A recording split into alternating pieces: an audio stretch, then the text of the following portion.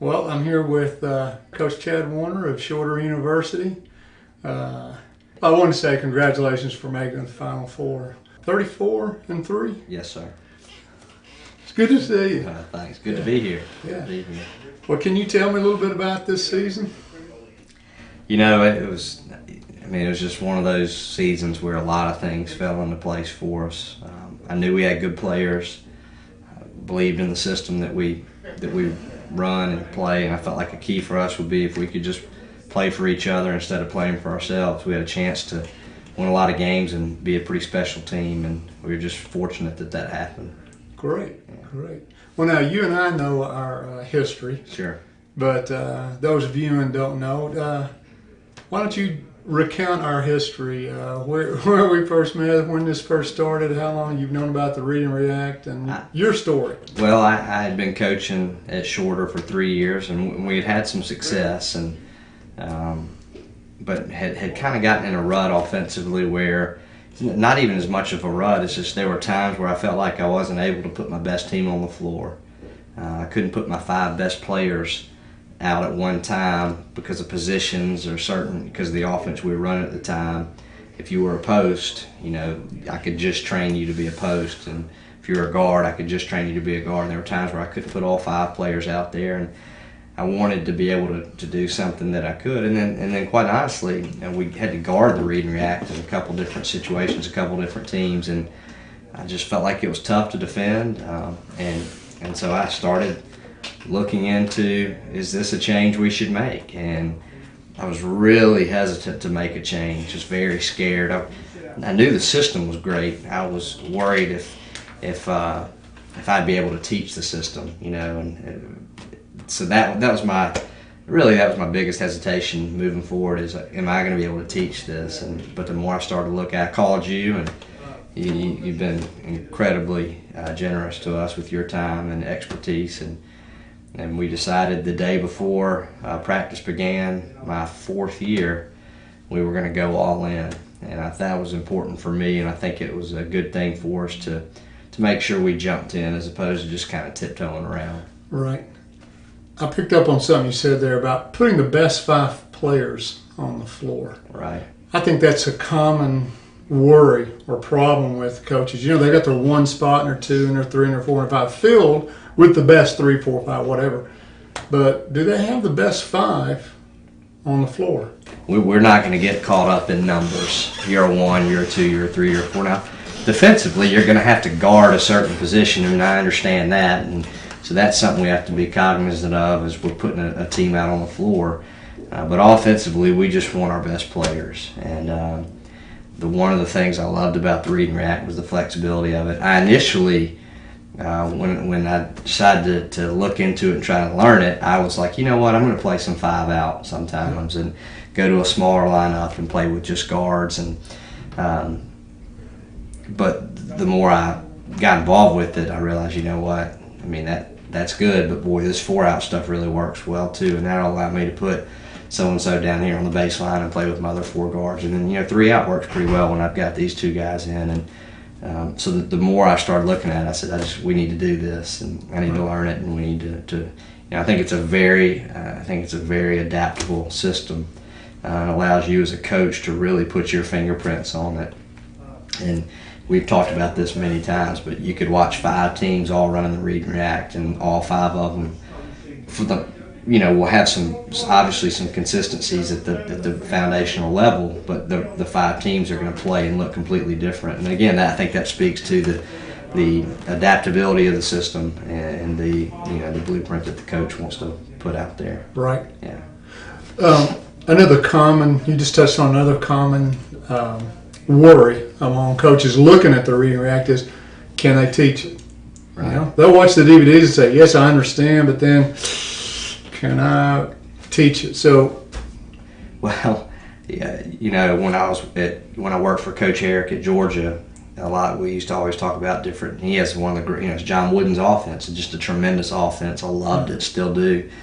And when we talk as a staff, every year the idea of teaching motion would come up, and he'd kind of listen and smile, and he'd say, when you get your team, you can run it. He said, I love it, but it's just too hard to teach. And that left a great reminder to me. He used to say, know what you teach what you know. And that was my fear with motion, is how am I going to be able to teach motion? I feel like I can play in it, but can I get guys to understand it? So I was hesitant to move to anything away from what I knew. I'm also, because of my foundation from Coach Aaron, Coach Shaver, some of these guys I worked with, I believe in you have to teach through repetition.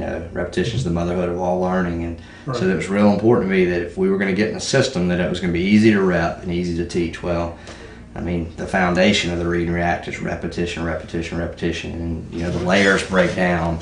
However many you decide to implement break down so easily that I was comfortable with making this change. And there were a couple coaches in here earlier this week. We were actually in here talking about different things and different offense and different parts of the offense. And these are also college coaches as well. And they said, I love that action, but there's no way we could get so-and-so to recognize that and do it. And I was like, well, I agree. I mean, we feel the same way. And there are certainly players who pick things up in the read and react quicker than others. I was like, but the thing is, you're not really telling this guy he has to realize when to back screen per se, or realize when to pin screen. Right. You're drilling those actions, and it really does start to become second nature. And again, you're smarter players who have better feel. It does come easier for them. But any offense you run, that's going to be the case. Your better players are going to pick up on those things, and